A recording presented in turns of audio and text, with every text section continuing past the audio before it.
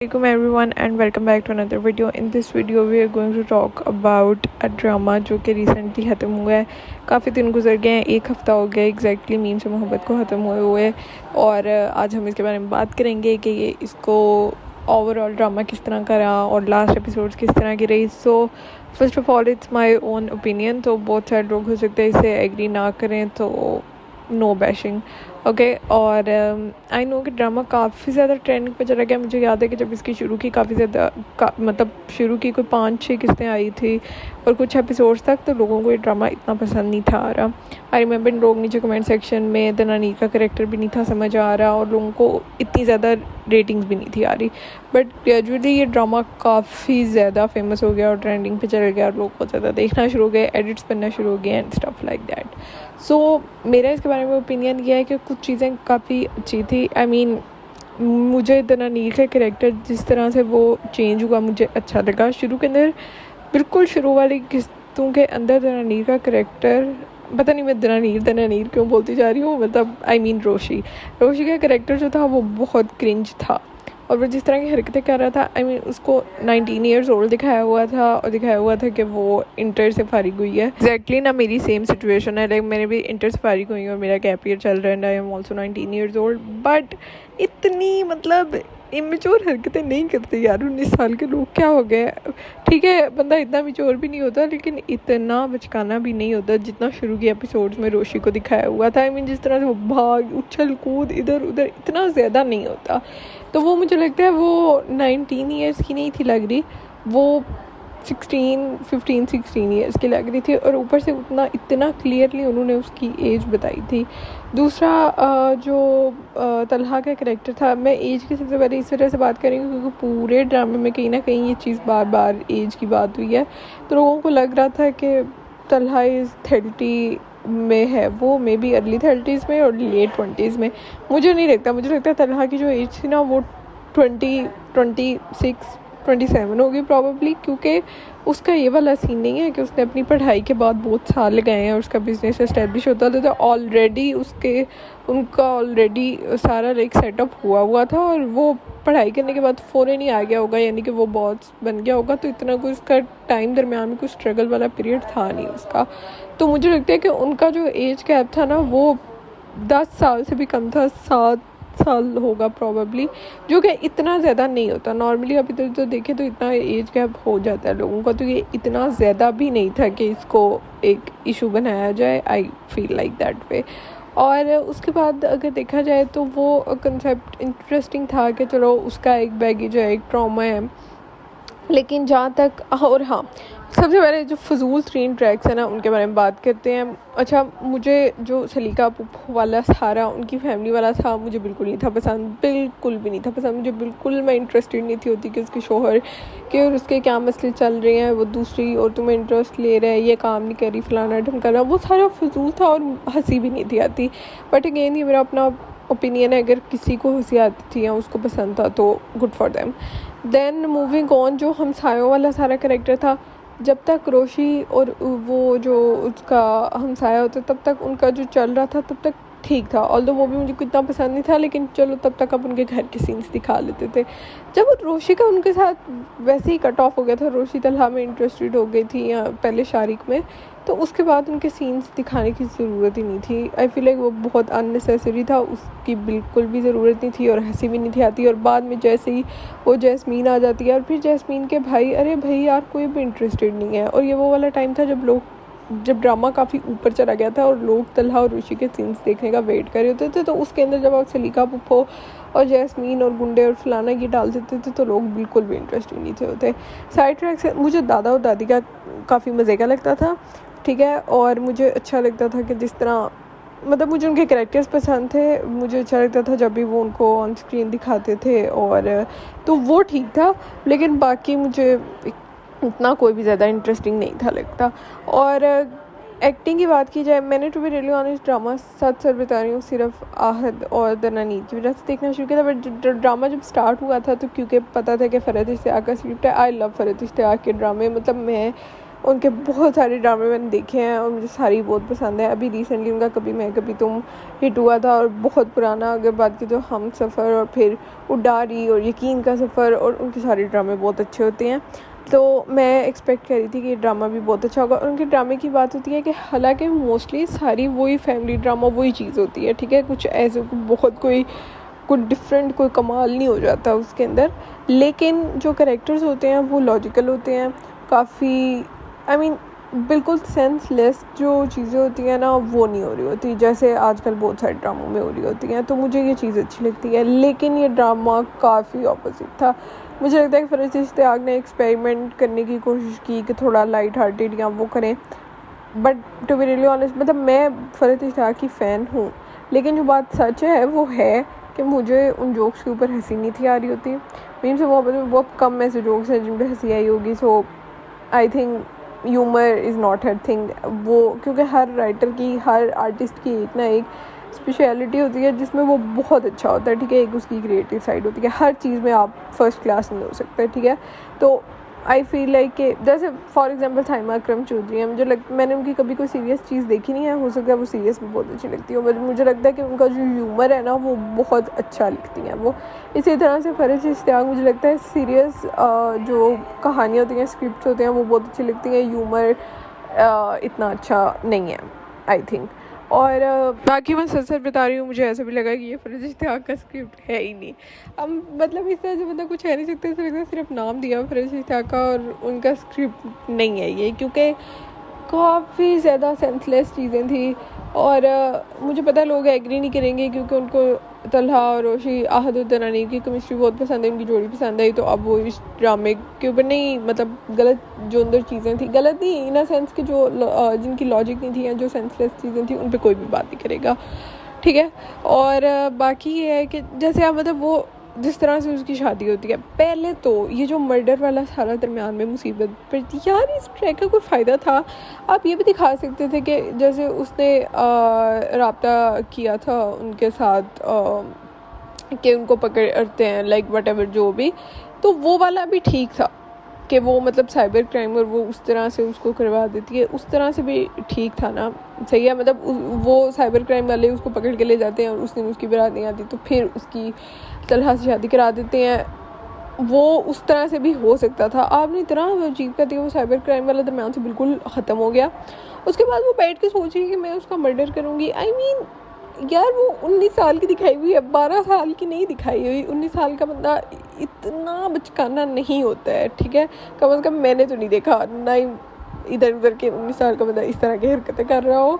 और मतलब वो कातिल कब से बन गई है, ये मुझे बिल्कुल चीज़ नहीं समझ आई, ठीक है। और उसके बाद हाँ, क्योंकि आपने एक लिहाज से सिर्फ ये पोर्ट्रे करना था कि ओह तलहा हीरो है और तलहा ने उसको उसको गुंडों से पकड़वा दिया और फिर उससे खुद शादी कर ली, ये दिखाने की ज़रूरत नहीं थी। आपने उस चक्कर में लड़की, हालांकि आप रोशी की जर्नी दिखा रहे थे कि वो जिस तरह से पहले थी वो बहुत ज़्यादा मेच्योर हुई है डे बाय डे। अगर उसके अंदर ये दिखा देते, जो कि उसने स्टेप लिया भी था कि उसने किसी को नहीं बताया, हालांकि वो बता सकती थी, मुझे लगता है वो अपने दादा को बता सकती थी, क्योंकि उनकी जो फैमिली थी वो काफ़ी ज़्यादा प्रोग्रेसिव थी, वो आम घरानों की तरह नहीं थी, वो बहुत पढ़े लिखे लोग थे और बहुत मतलब ओपन माइंडेड थे, उन्होंने इस चीज़ को कर लेना था, उनको इतना मसला नहीं था होना। लेकिन चलो ठीक है, फिर भी आप कहीं ना कहीं लड़कियां नहीं बताती इस तरह की चीज़ें हैं, जैसे भी अगर उसने नहीं भी बताया फिर भी वो प्लान कर रही थी कि वो साइबर क्राइम के पास जाएगी और वो अपनी कुछ ना कुछ कर रही थी, उसके अंदर वो अपनी अगर हीरो खुद भी बन जाती तो फिर भी ठीक था, ज़रूरी नहीं था कि तलहा आके उसको सेव करे। तो वो जो सारा था ना, मतलब जिस तरह से उसकी जी शादी हो रही है, और एक तो मुझे समझ नहीं आती कि अगर किसी न किसी तरीके मतलब नहीं हो पा रही शादी वाले दिन, या जिस तरह से भी यहाँ इनकार हो गया या ये हो गया, तो ये क्यों दिखाती हैं कि इससे इज्जत चली जाएगी और लड़की से कोई शादी नहीं करेगा और ये वो। इनकी फैमिली इस तरह की नहीं थी दिखाई। मुझे लगता है ये लोग काफ़ी अच्छे तरीके से भी उस सिचुएशन को हैंडल कर सकते थे कि कुछ दिन, आई मीन फ़ौरन एट द स्पॉट क्यों दिखाते हैं? कभी मैं कभी तुम में भी यही था, और अक्सर ड्रामों में इस तरह होता है कि एक्सीडेंटल शादी हो जाती है क्योंकि बारात नहीं आती या कोई मसला हो गया या तो कुछ दिन पहले लड़के ने कार कर दी तो कहते हैं अब इज्जत चली जाएगी, ये हो जाएगा वो हो जाएगा। I mean guys come on, it's 2025 और इन चीज़ों से कोई फ़र्क नहीं पड़ता। इससे इज्जत का क्या ताल्लुक है ये मुझे समझ नहीं आती। तो वो भी मुझे लगा थोड़ा सा टिपिकल हो गया और फजूल हो गया, तो वो भी नहीं था ठीक। हाँ, बाकी उसके बाद जो तलहा और रोशी के सीन्स थे और धनानी की एक्टिंग, मतलब धनानी के कुछ एक्सप्रेशन मुझे अभी तक नहीं भूल रहे। जैसे एक दफ़ा जब मोहित गिरता है और वो हॉस्पिटल में जाती है और उसके बेड पे बैठी हुई होती है कोने में, और फिर मोहित शायद कहता है कि पता नहीं कोई बात करता है, तो जो धनानीर होती है वो आहत के कैरेक्टर की तरफ देखती होती है और उसके जो एक्सप्रेशन होते हैं चेहरे पे वो बहुत अच्छे थे। उसके बाद एक आध और एक्सप्रेशन, जैसे जिस दिन उनकी शादी होती है और रोशी जो होती है वो मोहित से मिल रही होती है, उसका हाफ फेस नज़र आ रहा होता है और वहाँ से आहत आता है, उसके मुंह के ऊपर ऑलरेडी स्माइल होती है, फिर वो मतलब सीरियस हो जाती है तो उसका हाफ फेस नज़र आ रहा होता है। वो भी काफ़ी मुझे अच्छे लगे धनानी के एक्सप्रेशन। एक सीन होता है जो कोई काफ़ी फेमस हुआ है, उसके पे काफ़ी रील्स बनी, जिसके अंदर उसके दादा कह रहे होते हैं कि उन्होंने कुछ शेर बोला होता है कि ये जो लाहौर से मोहब्बत है ये किसी और से मोहब्बत है, और जिस तरह से वो अपना आईपैड अपने मुंह के ऊपर करती है और ऐसे शर्माती है, वो बहुत ज़्यादा क्यूट एक्सप्रेशन थे। और मैं धनानी की काफ़ी ज़्यादा फ़ैन हूँ, मतलब मुझे धनानी बहुत पसंद है। मैंने फर्स्ट टाइम जो उसका डेब्यू ड्रामा था मतलब सिनफियान देखा था और उसके अंदर उसकी एक्टिंग इतनी ज़बरदस्त थी। अगर किसी ने नहीं देखा ना तो प्लीज़ जाके देखे, बहुत अच्छी एक्टिंग की थी उसने। और सबसे मज़े की बात, लाइक आपके सामने यमुना है, सज्जल है, मतलब सज्जल for me is the best actress. उससे ज़्यादा मुझे नहीं लगता पाकिस्तान में कोई अच्छी एक्टिंग करता है। और आपके पास मतलब रमशा है, सारे आपके ऊपर आपके साथ खड़े हुए हैं और आपने उनके सामने फ़र्स्ट एवर आपका प्रोजेक्ट है और उसके अंदर भी आप अपना इतना मार्क दिखा दें, I think it's a big achievement. तो धनानी का तो मुझे पता है कि वो बहुत अच्छी एक्ट्रेस है, और आहत के बारे में मैं कुछ नहीं बोल रही क्योंकि आहत के बारे में सबको पता है कि वो कितना ज़्यादा लाइक फैंटास्टिक एक्टर है। लेकिन शुरू के एपिसोड में धनानी की परफॉर्मेंस को लोग इन्जॉय नहीं थे करे, और वाकई परफॉर्मेंस का मसला नहीं था, वो करेक्टर ही काफ़ी क्रिंज लग रहा था। लेकिन आहिस्ता आहिस्ता लोगों ने उसको पसंद करना शुरू किया, तो I was happy about it. और उसके बाद जो उनके बाद के सारे सीन्स होते हैं आई थिंक वो बहुत ज़्यादा क्यूट थे। वो जो एक सीन तो होता है जहाँ पे वो उसको कहती है कि पीछे पीछे पीछे पीछे, वो वाले मुझे काफ़ी क्यूट लगा था। तो ठीक थे, अच्छे सीन्स थे। बाकी अगर सेकंड लास्ट और लास्ट एपिसोड की बात की जाए तो मुझे लगता है लास्ट एपिसोड्स इस तरह से होते हैं कि वहाँ पे लास्ट में मतलब आधी एपिसोड में एटलीस्ट कोई कॉन्फ्लिक्ट रहता है और फिर वो रिजॉल्व होता है। फिर आधे सीन्स जो होते हैं वो आपके सीरियस होते हैं और आधे फिर आपके हैप्पी होते हैं, तो वो ठीक होता है।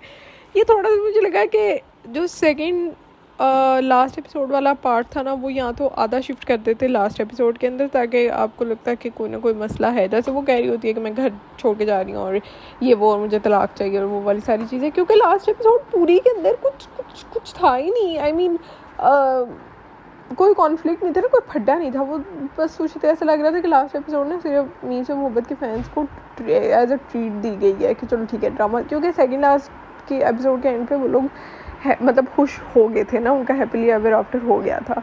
तो लास्ट एपिसोड में कोई मसला ही नहीं था। खैर लास्ट एपिसोड के सीन्स काफ़ी अच्छे शूट हुए थे। लाइक वो जो बीच वाला पूरा सीन था वो थोड़ा डिफरेंट, लाइक कैमरा वर्क मज़ा आ रहा था देख के। और क्या बात की जा सकती है इसके बारे में। बाकी अगर ओवरऑल देखा जाए तो मुझे ऐसे लगता है कि फ़रत इश्तियाक का स्क्रिप्ट इतना खास फील नहीं हुआ। आई थिंक मुझे भी लगता है कि किसी और ने लिखा था, क्योंकि बहुत सारी चीज़ें जो थी वो इलॉजिकल थी।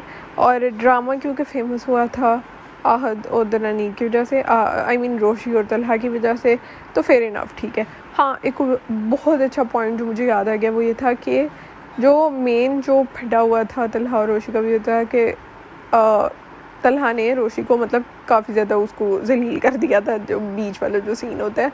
और उसके बाद बिल्कुल जो थी वो उसके बाद तलहा को रियलाइज़ हो गया कि नहीं, आई मीन ये उसके लिए ही है, लेकिन फिर वो उससे बात करता था और वो उसको मुँह नहीं लगाती। मुझे लगता है ये काफ़ी ज़्यादा अच्छी चीज़ दिखाई गई थी। इवन शादी के बाद भी वो उससे ठीक नहीं थी हो रही, और ये बिल्कुल ठीक दिखाया था कि लड़कियों को अपनी सेल्फ़ रिस्पेक्ट की थोड़ी परवाह होनी चाहिए कि किसी बंदे ने आपको इतना मतलब जलील किया है तो अब फ़ौरन उसके लिए बिल्कुल पिघल नहीं सकते। और वो मुझे लगता है अच्छा दिखाया था उन्होंने कि वो बिल्कुल सॉलिड हो गया है और उसको मेन ये मसला नहीं है कि तलहा की सभी का शादी हो रही है या ये हो रहा है या वो हो रहा है, उसको ये है कि उसकी सेल्फ रिस्पेक्ट हर्ट हुई है। और ये बहुत अच्छा मैसेज था और मुझे ये चीज़ बहुत पसंद आई थी।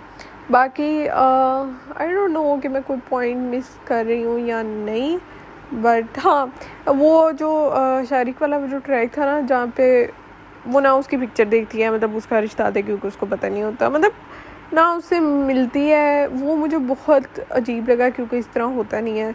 और फिर वो जब उसकी एंगेजमेंट भी होती है तो वो नीचे देख रही होती है, मतलब ऐसे कहाँ होता है। और फिर जब वो पिक्चर बनाने लगती है वो फिर भी ऊपर नहीं देखती, वो आवाज़ आती है तो फिर वो देखती है, उसको पता चलता है। अरे वो बहुत बहुत क्रिंज था, मतलब ऐसे नहीं होता। लेकिन चलो कहीं ना कहीं आप उसकी जस्टिफिकेशन दे सकते हैं कि वो उस जोन में ही नहीं है, वो बिल्कुल देखी हुई है कि बस मैंने किसी तरह जो है ना वो तलहा को वो मतलब साइड लाइन करना है, और ये वो ठीक था, ठीक नहीं था, लेकिन चलो फिर भी जस्टिफिकेशन दी जा सकती है। हाँ, तो अच्छे पॉइंट ये थे कि एक तो जो मैंने सेल्फ रिस्पेक्ट वाली बात की वो मुझे काफ़ी अच्छी लगी। बाकी तलहा और रोशी के जो सीन्स थे शादी के बाद वाले वो भी काफ़ी सारे अच्छे थे, सारे ही अच्छे थे ऑलमोस्ट, सच बताऊँ तो। और स्पेशली वो मुझे एक सीन याद आ रहा है, वो वैसे इतना फेमस नहीं हुआ लेकिन वो मुझे काफ़ी अच्छा लगा था, जहाँ पे वो दोनों लाइक मॉल में होते हैं, वो उसकी कॉफ़ी अपने मुंह से पकड़ के नीचे उतर रहा होता है, वो कहते हैं मिस शायद आपकी कॉफ़ी कुछ पता नहीं कुछ इस तरह का बोलता है। और वो सीन ना काइंड ऑफ रिक्रिएट हुआ था क्योंकि जब रोशी ने शुरू में जॉब करना स्टार्ट की थी तो तब भी उसने उसको अपनी कॉफ़ी पकड़ा दी थी और फिर उसने उसको वापस, कुछ इस तरह का सीन था, पता नहीं आप लोगों को याद है कि नहीं। और जो बुरी चीज़ें थी यही, आई मीन जो उसकी वो शादी वाला थोड़ा ट्रैक जिस तरह से वो हुई थी ना, वो मुझे समझ नहीं आया। और बाकी जो अंदर फजूल कैरेक्टर्स थे उनके सीन्स बहुत ज़्यादा कट हो सकते थे, जो कि पता नहीं क्यों नहीं हुए। तो और बाकी ह्यूमर भी मुझे बिल्कुल हंसी नहीं थी आती, ये भी बात भी फैक्ट है, लेकिन चलो ठीक है। फेयर इनफ बात यह है कि लोगों ने तलहा और रोशी की केमिस्ट्री की वजह से देखा और आपको सीन्स काफ़ी हद तक मिले भी और ठीक था। और जो लोग कह रहे थे कि ओह इनका एज डिफरेंस बहुत ज़्यादा, वो मुझे नहीं फील हुई क्योंकि तलहा की इतनी भी कोई, मतलब तलहा 40 साल का या 35 साल का नहीं हो गया, मतलब वो मैक्सिमम भी ना 28 होगा मेरे ख्याल से। तो ठीक है, आई मीन वो भी 19 है, वो भी 15-16 साल की तो नहीं है, तो सही है, इतना भी कोई नहीं है। उनकी शादी जल्दी हो गई है ये एक अलग बात है, वरना अदरवाइज़ रोशी को थोड़ा और बड़ा करके दिखा देते कि उसकी 22 साल में शादी हो रही है, तो ठीक है, ये कोई इतना बड़ा मसला नहीं था। तो that's it for the review. I will see you guys in another video. Just take care of yourself and Allah हाफिज़।